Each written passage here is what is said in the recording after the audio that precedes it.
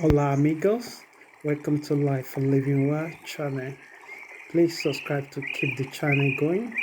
You can also check us out by visiting our website on www.lifeforlivingwell.com.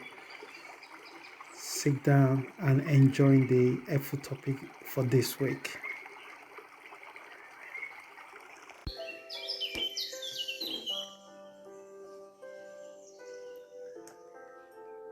Hey, welcome back to another episode from Life for Living Well. I hope you are well. Um, and I hope you keep yourself safe. Uh, so, before we dive in to the topic for this week, I quickly want to say thank you for all your support throughout the year. Thank you for uh, following this podcast, and thank you for the word of encouragement that you've given us to keep it going. We really appreciate it, and I want to thank you so much for giving your time to listen to this podcast, to giving us the word of encouragement. And thank you. And let's get started. So, once again, my name is Richard. And if you like to know about what Life for Living Well does, you can find it out on our website at www.lifeforlivingwell.com.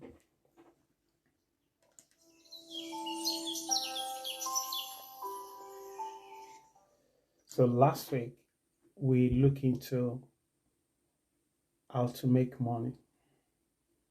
And before I go deep into the podcast this week, I quickly say, okay, the topic of the podcast this week is continuation from the last week, is the truth about money, part two. So last week we did the part one. We look into how to make money. So we look into traditional way people make money by giving their service in exchange for money, by giving their skills, knowledge, by giving their time, by giving their natural power in order to make income. We also look into other area where it's also possible to make an income from, but most people are not aware of it. And, and we listed it down, and I don't want to go back to it again because of the time. So if you're kind of person that makes the first part of this series, I suggest that you can listen to that podcast or you can read the article on our website at www.lifeforlivingwell.com. And if you want to see some of the books that we use to put this podcast together, you can also find the link on that webpage, as we make it so easy for the user to able to jump to the book page on Amazon. So let's get started for this week. So again, the topic is the truth about money, part two. And the question that started this podcast is how to keep money. So now you know how to make money. Now you're already also aware other way you can make money. So the question now is, how do you keep all this money that you've made? So, knowing where your money is going daily, weekly, and monthly is crucial in keeping the money. Many people know how to keep the money by not putting it under the bed or locking it away safely in several banks' cards. If you do that, that's a quicker way to lose your money. If you do that, that's a quicker way to devalue your money. So the real truth are these simple few steps that I'm going to highlight it along the line. If you follow this podcast toward the end, that can allow us to adapt to a simple way of keeping our money from burning away in the first few days of the month. So you will notice that some people, that within few days that they've been paid for their hard work, they cannot really explain how the money have disappeared because the expenditure is higher than the income that they receive that month. And because they are not completely in control of it, they really can't explain how that money disappeared. And what I find out is, apart from we have expensive lifestyle sometimes, we also living life unconsciously, which is okay, but in some area it also become a big pain and trouble for us. Take for example, you have a you find yourself in a group of friends that their incomes are three times than your incomes. So, and they also have expensive lifestyle. In order for you to go along with this group of friends, you tend to do one or two things. So let's take a break. You can have a sip and catch your breath for 5 seconds.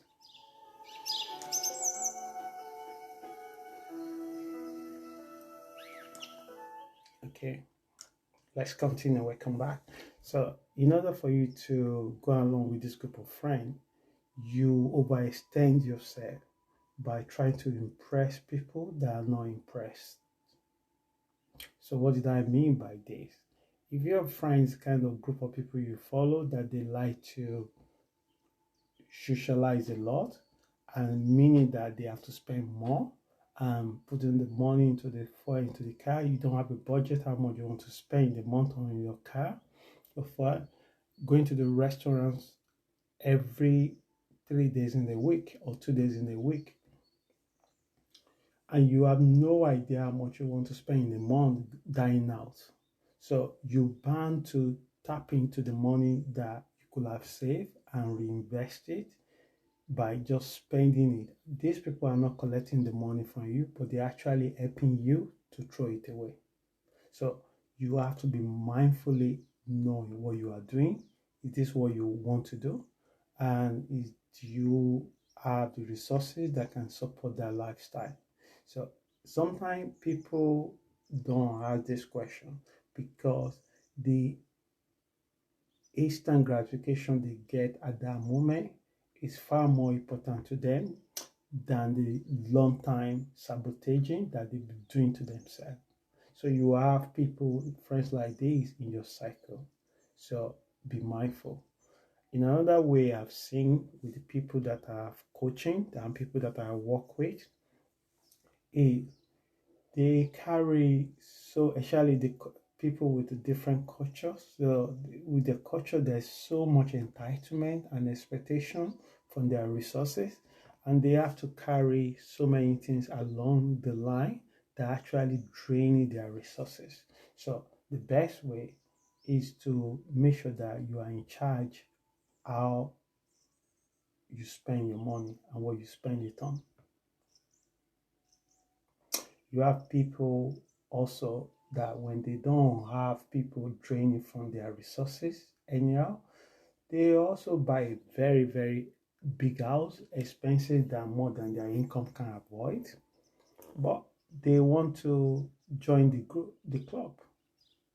But then they don't actually stay in this house more than 3 months in a year. So where did they stay? They go hiking. They stay in camps. They stay on motor caravan, they travel around. So you ask yourself, why do you have a big mortgage when you don't actually stay in the house? So these are the things that we do unconsciously, and it's always interesting if you don't stop and ask why we're doing it. So if you don't aware how you spend your money, you're going to burn it like untamed fire. So let's look at the things you can do that can make money last in your hand if you are not already doing it. So the number one thing you can do is budgeting. Make budgeting your best part of friend. At the heart of any savings, budget plans are critical, or else you will be chasing the wind. Knowing how much you spend on essential and non-essential things is important. If you want to truly break free from the hold of wasting your hard-earned money, you have to guide against impulsive and spontaneous spending. Initially, when you set up a budget, your natural nature will resist it, even repulse your budget approach because it doesn't feel okay when you start budgeting.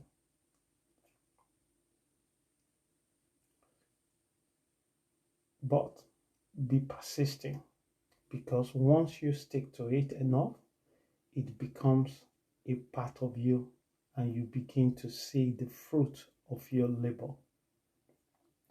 Budgeting gives you power on where and how your money must be spent.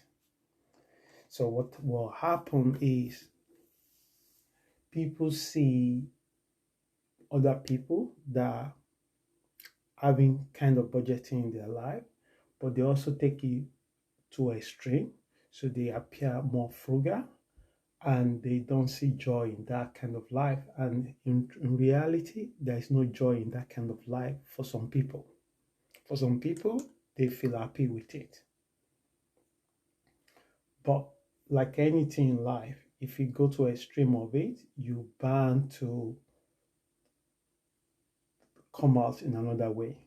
So I suggest that embrace moderation, embrace balance in your approach to all these things. Even the money, embrace it.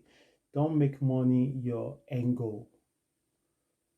Enjoy the process of creating because the universe is have abundant for everyone.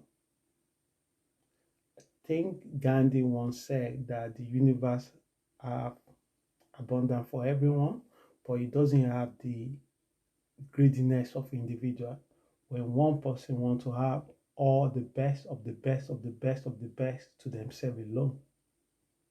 So if you're able to open your mind and tap to it, the universe have abundance for everyone. So if you want to grow your money, just imagine you save a penny every day. By the end of the year, it's no longer a penny anymore. That's the power of compound. That's the power of increasement. So a little adjustment you make in this area, if you are the kind of person that you blow it anyhow, you carry your card everywhere, try budgeting for a few days, even for a few weeks, and see the difference I've made. One thing that I've tried recently is, I think for the last 3 months now, I naturally put some how much I want to spend on certain items, whether for my fixed bill or my variable bill or my discretionary expenses into a card. And I also set up automatic savings on that card that every time I use that card, it actually makes some transaction to cards using savings account. So like a piggy box. It works fantastic. But the trouble is I have so much freedom of just use the touch card. So what I did last 2 months again is to also do things that I've never done before, is to calculate how much it's going to cost for the house bill, especially for grocery.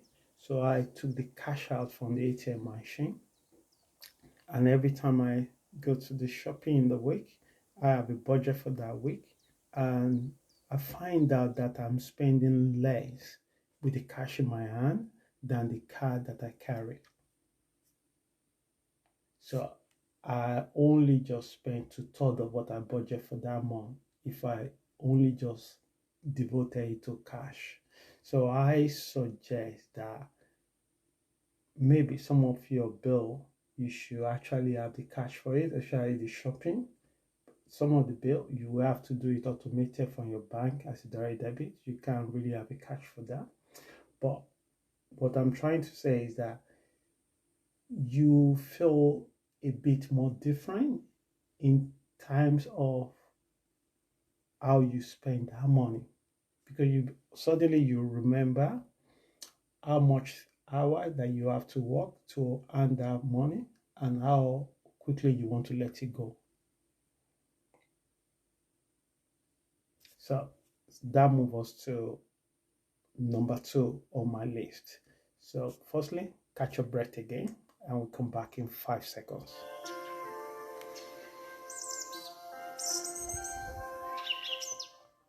Okay, so number 2 on my list, I call it track your spending. Do you really know where your money goes?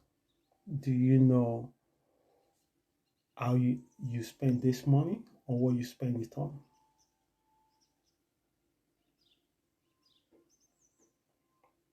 It is important you are aware how and what you spend your money on. What percentage of your earning is spent on particular items? Can you cut back, renegotiate, or change suppliers if you have to? Many people have unused subscription services, and this is what is always baffled me. People sign up for all kind of things, travel insurance that they never used, or they use it once or twice, but they haven't traveled for 2 years.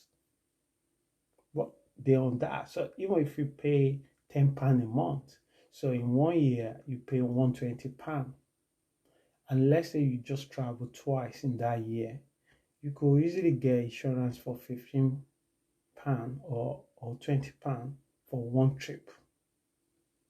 And so twice trip you could get £40. So that save you around £80. So these are the things that value for money is.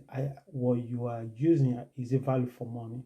There's a time like a business person that have to travel a lot, or a group that have to travel a lot.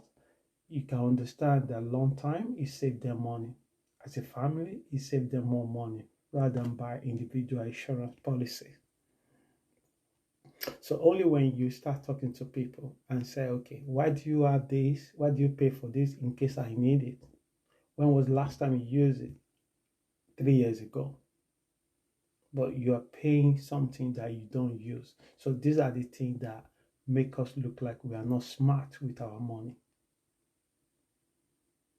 Many people have unused subscription services they do not use, such as gym, club, travel insurance. Especially when you have not traveled for years. Why do you keep paying for it?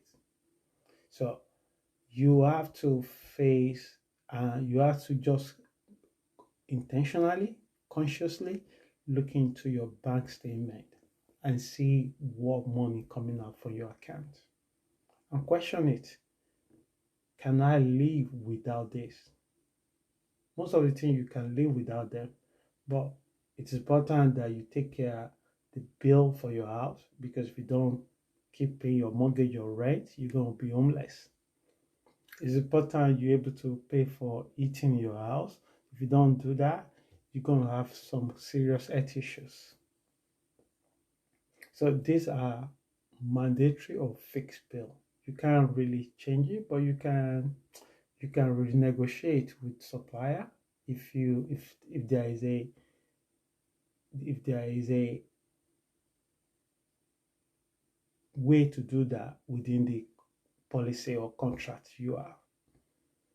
You know how hard it is to fill a bucket with water.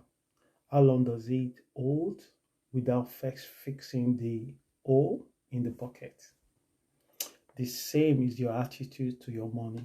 So in order for us to grow our money, to keep this money. In order to keep this money, you firstly have to fill all the oil that are already in your bucket, because it doesn't matter how much water you pour into the bucket that fill of oil, just a matter of time, it will be drained off. So what other things that make it difficult for us to keep the money that we earn? So before, take your breath again, and in 5 seconds, we shall continue.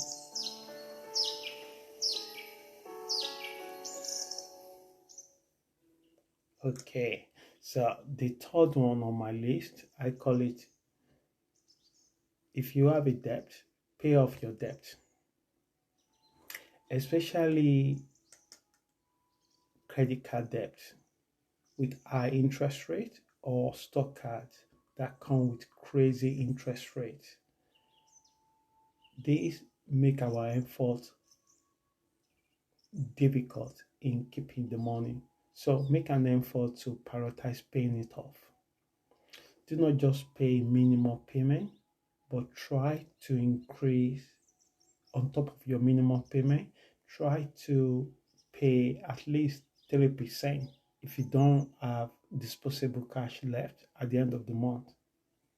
So because imagine you pay the lowest 3%, and on top of that you pay the minimum they ask you. So if your debt is 100%, the following month, despite the credit card compound interest, the following month is no longer 100%, it will be 97%. If you do the same to the following month, it will be coming down. It takes longer, but it will be coming down quicker and faster than paying minimal payments, because this monster is difficult to get out of you. It's like someone with a belly fat. It's not one day that it's there, but it takes hard work to get rid of it. But with persistence and determination, people do get rid of it. So make an effort to prioritize paying it off. Do not just pay a minimum payment, but try to increase your payment by at least 3% of the total balance. The longer you leave this on, the longer the oil remain in your bucket. Guess what? Who's going to benefit here? Your effort and the benefit will be enjoyed by the strangers. So the stranger here are the banks and their investors. So especially in the era of low interest rate on savings, you are a fat cow for card companies and their stakeholders. So I implore you today, stop it.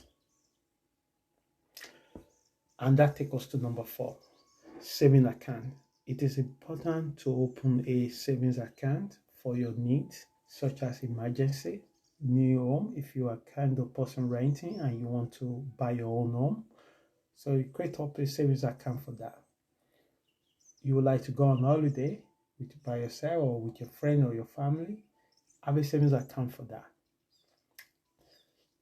Children education, or many more things that you think you will need money for. Create a savings account for all these things, and you could actually see how it grow, and you make an effort to do it. So you must tailor your savings to your immediate and long-term goals. Savings are much better and inspire when they are attached to what they go.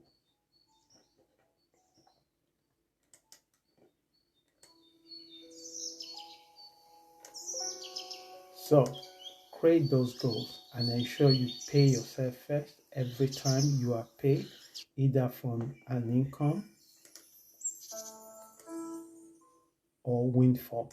So every time the money comes to your account, set it up in a way that you have some percentage that you pay yourself. If you see that 10% you can start from and increase it every month, and not every year, every year by 1% if you can. Once you are beginning to take control how you spend your money and what you spend your money on, you begin to see some disposable cash and you can increase it to save this. But savings are more powerful when you set up a goals.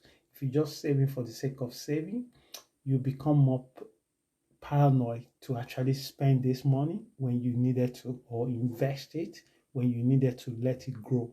At the moment, you're keeping it now. But it is important to set a goal when you are developing a savings habit. So most people pay their creditor first. So this is wrong. Be encouraged to pay yourself first. Not only does this build your worth, but emotionally and psychologically, you are telling yourself that you matter and worthy of a good things.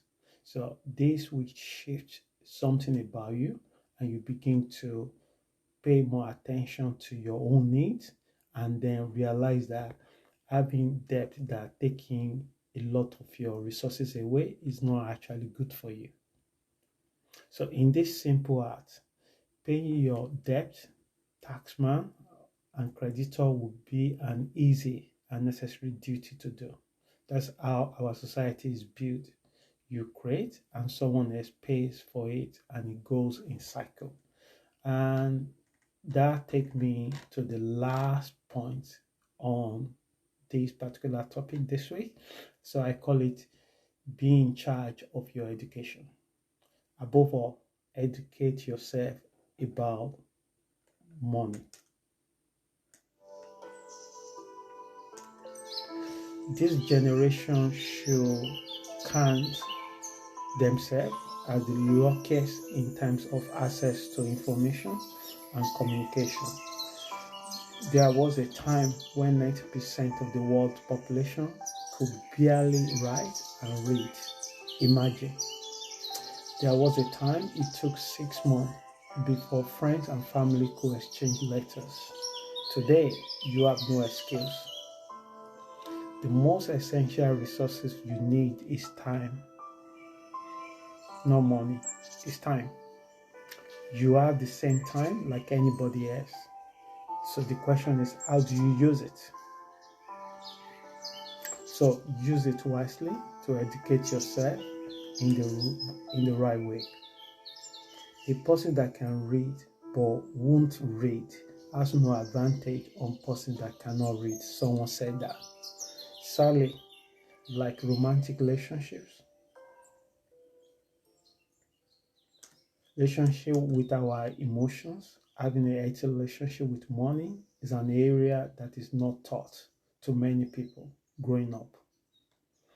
But they still have to function as an adult to play in a game where the rule is not clear and their emotions influences it so often.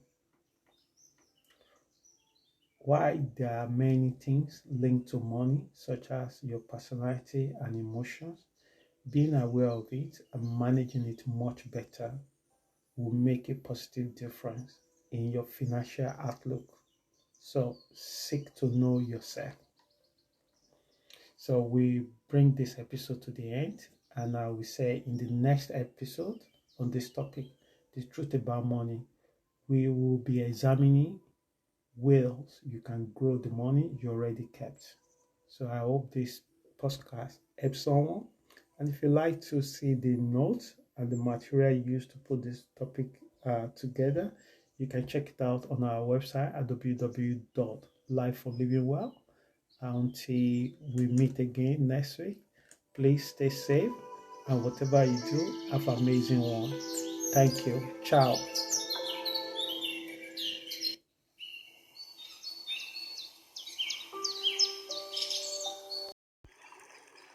From everyone here from Life for Living Well, we say hasta luego, amigos. Thank you for your time this week. May your rest of the week be safe and loving. Please subscribe to our channel to keep it going. And you can find more information on our website by visiting www.lifeforlivingwell.com. Goodbye.